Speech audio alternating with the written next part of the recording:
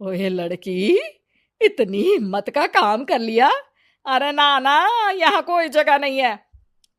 तुम तो अपना बोरिया बिस्तर उठाओ और निकलो यहाँ से। देखिए आगे क्या हुआ। रोली की शादी उसके माँ बाप एक आलसी लड़के से करा देते हैं। चलो, रोली की शादी हुई और हमने गंगा नहाई। और क्या, बेटियां तो होती ही हैं बोझ। हाँ, पर अब क्या चिंता, उतार तो दिया बोझ तुमने। अब वो लोग समझे। ससुराल में रोली का पति कहता है, देखो, मैं कोई काम नहीं करता। ये बात तुम्हारे मम्मी पापा को बता दी थी मैंने। अब जो किराया आता है दुकान का, उसी से घर का गुजारा करना है। कभी भूल से भी कोशिश ना करना किसी चीज की डिमांड की। क्या मम्मी पापा को पता था कि आप कोई काम नहीं करते? और क्या, बड़ा अच्छे से पता था। उन लोगों को तो तुम बोझ लगती थी। बोल रहे थे कि बस शादी कर लो, और कोई मतलब नहीं है। रोली को यह सुनकर बहुत गुस्सा आता है, लेकिन करती भी तो क्या, क्योंकि वो जानती थी कि उसके माता पिता ऐसे ही हैं। जैसे तैसे रोली दिन काट रही थी। रोली को एक प्यारी सी बेटी होती है। धीरे धीरे वो बड़ी होती है और उसके साथ उसकी जरूरतें भी बढ़ती जाती हैं। सुनिए जी, अब तो सिमी बड़ी हो रही है, उसका स्कूल में दाखिला कराना है। मैंने अब तक तो जैसे तैसे समय काट लिया, लेकिन मैं बच्ची की परवरिश में कोई कमी नहीं रखूंगी।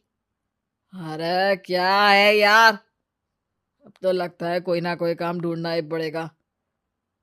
अब पति रोज काम की तलाश में जाता और बिना किसी काम के वापस आ जाता। रोली समझ जाती है कि पति के अंदर अब काम करने की क्षमता नहीं है। वो बेटी को उच्च शिक्षा देने के लिए कुछ करना चाहती थी, लेकिन करती तो क्या करती।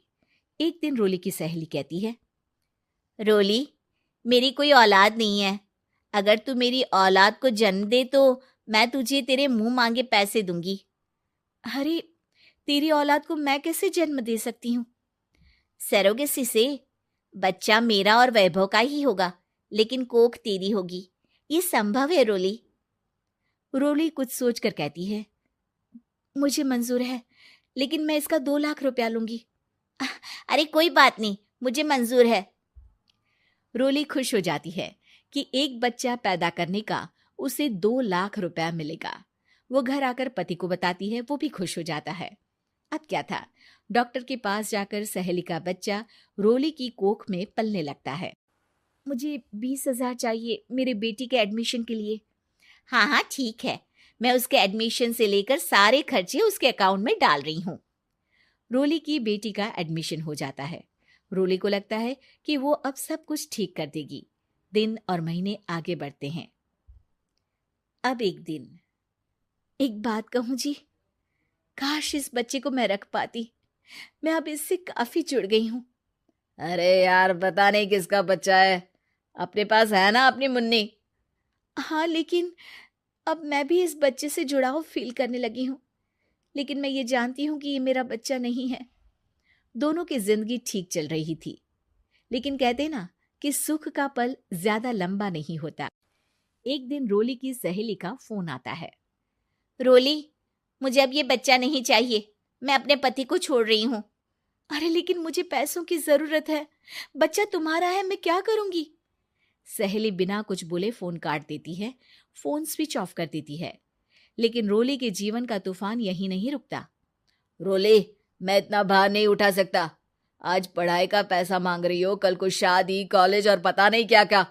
मैं तुम्हें छोड़ रहा हूँ। अपनी बच्ची उठाओ और निकलो इस घर से। अरे पर मैं कर तो रही हूं ना बच्चे के लिए काम, आप आराम से रहिए ना। क्या काम कर रही हो, देख रहा हूं मैं। ये छोटा शहर है, यहाँ लोगों को बात बनाते वक्त नहीं लगता। तो मैं क्या करूं? ज्यादा पढ़ी लिखी नहीं हूं, कैसे घर के खर्चे चलाऊं? और आप तो काम करना ही नहीं चाहते। हाँ, ना चाहता हूं और ना ही करूंगा। रोली को पति की बात पर काफी गुस्सा आ जाता है। ठीक है, अगर मेरे जीवन में संघर्ष ही लिखा है तो वही सही। इस वक्त पति होने के नाते आपको मेरा साथ देना चाहिए था, लेकिन नहीं, आपने तो इस हाल में मुझे घर से बाहर निकालने की बात कह डाली। देखो, ये सारी फालतू की बातों के लिए वक्त नहीं है मेरे पास। रोली, जिसकी कोख में किसी और का बच्चा था और साथ छोटी सी बेटी, पति का घर छोड़कर रास्ते पर आ जाती है। रोली के पास मायके के सिवा दूसरा कोई रास्ता नहीं होता। अरे रोली कैसी है? कितने दिनों के लिए आई है? हमेशा के लिए माँ। वो माँ को सारी बात बता देती है। ओए लड़की, इतनी हिम्मत का काम कर लिया। अरे ना ना, यहाँ कोई जगह नहीं है। तुम तो अपना बोरिया बिस्तर उठाओ और निकलो यहाँ से। रोली के पास अब मायके का रास्ता भी नहीं बचता। वो चुपचाप बच्ची को लेकर जा रही थी कि उसे दर्द होता है और वो डॉक्टर के पास चली जाती है और फिर वहां वो एक प्यारे से बेटे को जन्म देती है। कितना प्यारा है, कितने अभागे हैं इसके माँ बाप जो इसके पैदा होने पर भी नहीं है। तभी वहां डॉक्टर आ जाती है। रोली, बच्चे के पिता तुमसे मिलना चाहते हैं। आपका बहुत बहुत शुक्रिया। मैं इस बच्चे को पालूंगा, भले ही इसकी माँ ने इसे छोड़ दिया हो, पर मैं अपनी जिम्मेदारी निभाऊंगा। तो क्या आप मुझे इसके पैदा करने के लिए जिन पैसों की बात हुई थी वो भी देंगे? हाँ, और साथ ही आप चाहें तो मेरे घर में रहकर मेरे बच्चे की देखभाल भी कर सकती हैं। मैं उसके लिए आपको सैलरी दे दिया करूंगा। रोली को लगता है कि जैसे भगवान ने उसके लिए सुकून का रास्ता खोल दिया। वो अब मुकेश के साथ उसके घर चली जाती है, जहां रहकर वो उस बच्चे की देखरेख करती है। अब मुकेश के घर को रोली अच्छे से संभाल लेती है। उसके लिए खाना बनाने से लेकर बच्चों की देखभाल और घर की देखरेख। धीरे धीरे मुकेश को रोली से प्यार हो जाता है। रोली, तुम्हारी बेटी और मेरा बेटा बिल्कुल भाई बहन की तरह साथ रहते हैं। हाँ, आखिर है तो एक ही कोख के बच्चे, अटैचमेंट तो होगा ही ना। रोली, तुमने घर और मुझे दोनों को संभाल लिया। ये तो मेरा काम है।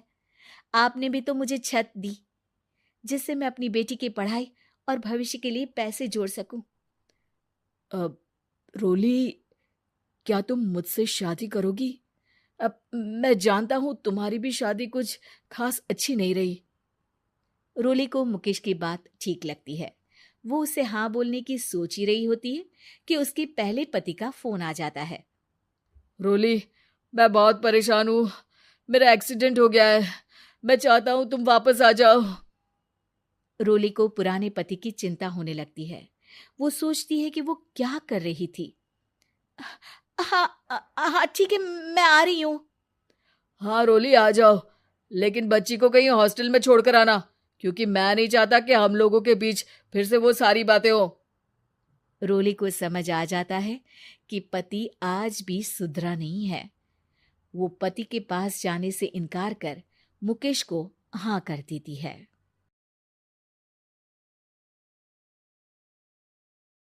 मुझे गाड़ी चलानी आती ना तो बोलती भी नहीं आपको। और कौन सा रिक्शा खींचकर जाना है आपको? देखिए आगे क्या हुआ।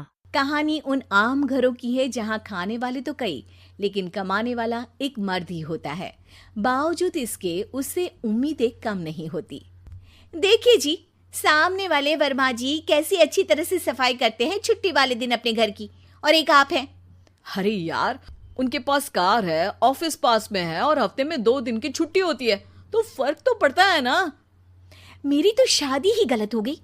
अरे कोई मस्त लड़का मिलता, कमाता भी, घुमाता भी, घर के कामों में भी मदद करता, लेकिन नहीं जी, हमारे वाले को तो कमाने से फुर्सत ही नहीं, और कमाई भी ऐसी कि कोई जरूरत पूरी ही नहीं हो रही है। सुनील बेचारा शीना को देखकर सोचता है कि शीना सही कह रही है। देखने में सुंदर है, घर का सारा काम कर लेती है, उसे तो कोई भी अच्छा लड़का मिल सकता था। क्या सोच रहे हैं? भागने का इरादा तो नहीं है? अरे नहीं मेरी प्यारी बीवी, मैं तो नहीं, पर डर है कि तुम नहीं कहीं भाग जाओ मुझे छोड़कर। शीला सुनील के मुंह से प्यार भरी बात सुनकर मुस्कुराती है। आप भी ना। सुनील एक दिन ऑफिस से घर आता है कि तभी शीना कहती है, सुनिए जी, वो मेरी सहेली आई थी, सारा दिन वो लोग यहीं थे, अब जा रही थी तो मैंने कहा नहीं नहीं, मेरे पति छोड़ आएंगे ना तुम्हें, तो रोक लिया मैंने। सुनील थोड़ी देर कुछ सोचता है, फिर कहता है, ठीक है, मैं कपड़े चेंज करके आता हूँ। अरे तेरे पति को तो लग रहा है कि अच्छा नहीं लगा, अरे नहीं नहीं, ऐसी कोई बात नहीं है, रुको मैं अभी उन्हें घर के कपड़े देकर आती हूँ। शीना अंदर जाती है जहाँ सुनील पलंग पर लेटा होता है। अरे क्या मजाक है, वो कह रही है कि आपने मुंह बना लिया। सही तो कह रही है, सुबह से अब ऑफिस से लौटा हूँ, एक कप चाय का तो पूछा नहीं। 20 किलोमीटर जाओ और आओ, और फिर कल उसी टाइम पर ऑफिस। अरे यार, मुझे गाड़ी चलानी आती ना तो बोलती भी नहीं आपको, और कौन सा रिक्शा खींच कर जाना है आपको। सुनील अब क्या बोलता। रात देर से आता है और सो जाता है। अगले दिन शरीर दर्द हो रहा है। अरे तो मत जाओ ना ऑफिस, चलते हैं ना मार्केट घूमने, फिर पिक्चर देखेंगे और रात में खाना खाकर घर वापस। सुनील जब सारे दिन की थकान वाला शेड्यूल सुनता है तो वो सीधे सीधे ऑफिस के लिए तैयार हो जाता है। अब आए दिन शीना की डिमांड बढ़ती ही चली जाती है और सुनील उसको पूरा भी करता। लेकिन एक दिन, ए जी मेरा भाई आ रहा है, उसे 2 लाख रुपए की जरूरत है। हाँ तो मैं क्या करूँ शीना, मेरे पास इतने रुपए नहीं है। हाँ हाँ पता है नहीं है, लेकिन किसी से लेकर तो दे सकते हो ना। अरे मैं किससे मांगू, मेरे तो जानने में भी कोई नहीं है जिसके पास इतनी बड़ी रकम हो। तभी वहां शीना का भाई शीनू आ जाता है। जीजा जी कैसे हैं आप? अब मैं ठीक हूँ शीनू, अचानक इतनी बड़ी रकम की जरूरत कैसे पड़ गई? अरे जीजा जी वो बिजनेस शुरू किया ना, तो उसके लिए पैसे की ज़रूरत है। काफ़ी हो चुका है, थोड़ा पैसा बचता है तो मैंने सोचा आपसे ले लूं। अब देखो, मेरे ऑफिस में कुछ लोग हैं जिनकी सेविंग अच्छी है, मैं उन लोगों से बात करके देखता हूँ। सुनील ऑफिस से किसी से पैसे लेकर शीना को दे देता है। शीना वो पैसा भाई को दे देती है। 2 महीने बाद, अरे यार शीना, वो ऑफिस वाला आदमी अपने पैसे मांग रहा है, कैसे दूं? अपने भाई से बोलो ना पैसे दे दे। अरे हाँ हाँ दे देगा, कहाँ भागा जा रहा है, आप उनको बोल दो कि दे देंगे। थोड़े दिन बाद, शीना, वो आदमी मुझसे आज भी पैसे मांग रहा था यार, मैं तंग आ गया हूँ। ऑफिस जाते ही सामने उसका चेहरा दिखता है, क्या बोलूँ, बार बार पैसे मांगता है। अच्छा मैं शीनू को फ़ोन लगाती हूँ, बात करके देखती हूँ। शीना भाई को फ़ोन करती है लेकिन वो फ़ोन उठाता ही नहीं। लगता है भाई कहीं ऐसी जगह है जहाँ नेटवर्क की समस्या होगी। सुनील अगले दिन दोपहर को ही घर आ जाता है। उसका चेहरा उतरा और परेशान सा होता है। वो रोने लगता है। अरे क्या हुआ जी, आप इतना परेशान क्यों हैं? सब ठीक तो है ना? अरे नहीं शीना, कुछ ठीक नहीं है, मैं ठीक नहीं हूँ। तुम्हारे भाई के लिए मैंने जो पैसे लिए थे, उस आदमी ने आज भरे ऑफिस में सबके सामने मेरी बेइज्जती कर दी।